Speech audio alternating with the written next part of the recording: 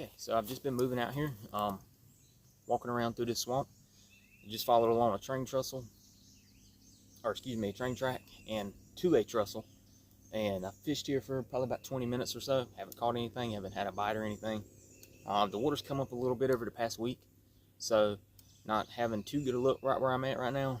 But I'm going to be moving upriver from where I'm at, which to get to where I'm at took me about a mile. So the route that I'm going to take upriver goes around a bend, cuts underneath the power lines, is going to let me cut back to my truck. That's probably about 2 miles, maybe 3 miles for that route, depending on how the terrain is, how thick it is, and stuff like that. But I'm love to fish this time of year, spring, summer. I'm hoping to do a ton of it this summer for various reasons, but I think fishing is a great passive, quiet way to gather food, especially if you're next to rivers. And where I live, there's ponds, rivers everywhere. I don't have to drive far to get to a water source to fish. So I think it is something pretty important. I think that not enough people focus on passive ways to gather fish, or gather food, I should say. And not necessarily just fish, but food in general. Coming out here to walk into this spot, I've found a ton of blueberries. You know, passive way to gather wild edibles right there. I'm actually going to gather some up before I go home, take home with me to the wife. And yeah, so I figured I'd just shoot a little bit different video than, you know, I typically put on my YouTube channel. This is really, you know, majority of what I do is this kind of stuff. This hunting, fishing, that kind of thing. Not always out here in kit and stuff like that. This is more of where, what I do, and what I'm comfortable in doing while I'm out here. So I figured I'd kind of show everybody this, and showing that you don't have to come out here to practice things in kit. You could come out here in just a t-shirt and whatever else, like normal people, and maybe catch some fish or whatever. So stay tuned. This is that folded cup. This is the large one, and it's halfway full. And these are all the blueberries. I picked this in about 5-10 minutes or so, and delicious. So just something to keep your eye out for. And you know, when you're coming along and you know any edibles or wild edibles, have a good way to collect them up and know when they're ripe. And you can have you a pretty good tasty little snack that you could take home or take with you on the trail. So this whole entire area, this whole swamp behind me here, has been underwater for probably a good part of a solid year. I have not been able to really get in here, and I'm taking advantage of it as much as I can since it's dropped down low. But you can tell all of that right there, including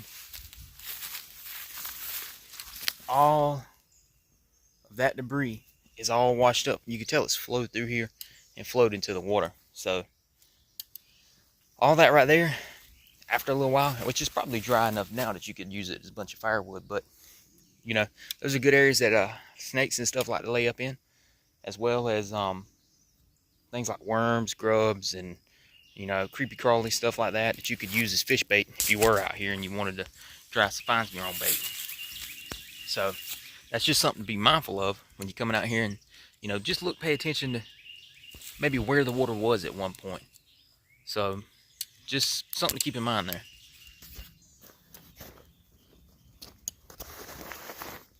So I ended up lost my lure, unfortunately. It was not on a fish. Got it hung up in a tree. Where I'm at right now is there's a lot more trees falling over into the river than there used to be in the past. So, but I wasn't having much luck with that particular lure anyway. So I'm gonna mix things up, and I'm gonna try something different, or a different lure, I should say.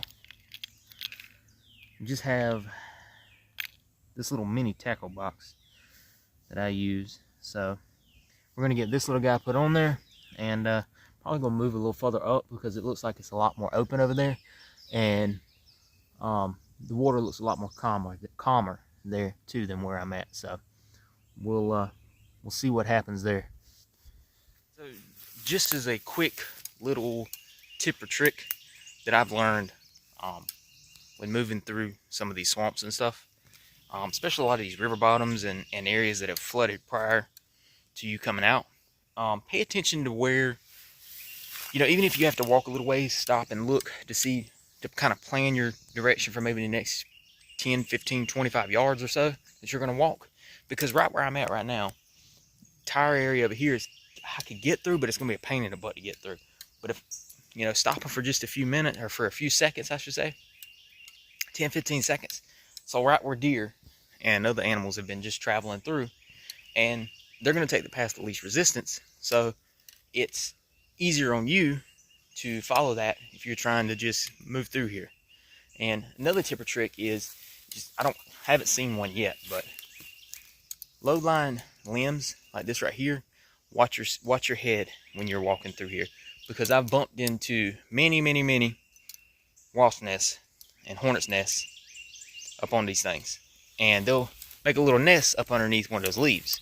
So, and I've been bitten quite a few times by that. Unfortunately, that's part of the reason why in the summertime I like to wear bandanas and I don't like to wear a hat, because I can't really see those sometimes. And it seems like every time I wear a hat, that's when I bump into them. So just kind of be mindful of where you're walking, and kind of, you don't have to take 10 minutes to pre-plan the direction you're walking, but take 10, 15 seconds to say, okay, let's not go that way. Over here looks like it might be a little easier, so we'll just go this direction. And if you can go do that for 10, 15, 25 yards, might make you travel a little bit easier when you're going through places like this. I don't normally do this. Normally I would just scoop up water in the cup and just bring it to a boil. But I want to show you guys the flow rate on these Hydro Pack filters. That right there is pretty good if you ask me. Okay, so this is how I've been using my cook kit. I just used the little bag that the Totes titanium pot comes in. Just keep all the stuff that was in the pot in there. Got my Esbit going, along with about 2 cups of water. And I just use aluminum foil as the windscreen. For lunch, it's going to be some creamy chicken ramen, along with some packs of chicken, and I'm just going to eat it out of the bowl. And like I said, I just added this mainly as a dog bowl, but I'm still going to utilize it too.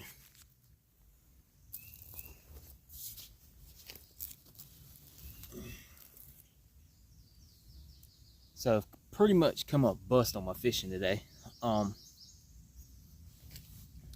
Haven't even had the slightest bite, which is crazy because this time last week, well, all last week, I was catching fish left and right.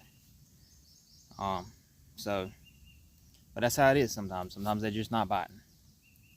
But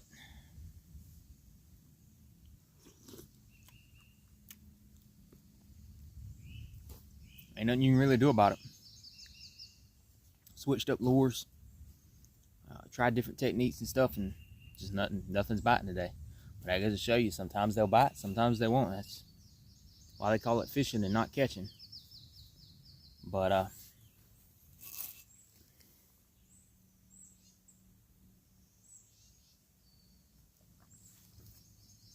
so I just stopped and heated up some lunch, filtered up some water, creamy chicken and ramen, creamy chicken ramen, say that 3 times fast, along with that pack of chicken and just a little flavored packet there for water. That's pretty much gonna be my lunch. I still got a little further ways to go, but unless I see something interesting or I start catching some fish, I'm probably not going to film much more today. I mean, even coming out here and not catching fish has been a very, very good a very good time out here, seeing resources, seeing all the blueberries that I've seen out here, testing my continuation of testing my cook kit, as well as the Hydro Pack filter and bottle. I mean, even though I'm only out here for 6 hours or so, I still a lot of time to come out here and test your equipment, see what works and what's not working, and whether or not you need to change anything. Mr. Ivar Bergman, he put out a video the other day talking about that, how just coming out here, you're still going to be testing your kit. And it's an excellent video, by the way. but you're still going to be coming out here, testing your kit, evaluating things. Maybe you need to change things. Not only are you testing your equipment, your kit, but you're also testing your skills, and you're growing and you're developing. So get out in the woods, you know, whether it be in kit or like I'm doing today, just out here fishing and using my cook kit, my pack, my filter, and all that mess, and testing stuff out, seeing what I see and how things go. You know, don't always have to get out every single time and full get up and everything, and or even come out here with a pack and everything and full cook kit and everything. Even if you can only go, you know, for an hour or two, and all you can do is maybe just go on a short walk or something. Just get out there and keep doing stuff, keep testing stuff, keep trying yourself, keep testing yourself, and keep learning. Every time I come out here like this right here, even if it's just a short little trip like this, I learned something. So making mental and make notes of that stuff. You know, I've said it in the past. I made notes of when blueberries are ripe, when I can come out here and eat them, when I can come out here and gather them. Same thing with wild grapes. You know, make notes of like what I'm doing, when the fish are biting, the areas they're biting at. So that's enough rambling on. I'm going to eat my food, drink my drink here, clean everything up, and keep heading up river. So I don't film anymore because I didn't catch anything, didn't really find anything worth really talking about. So other than that, take care.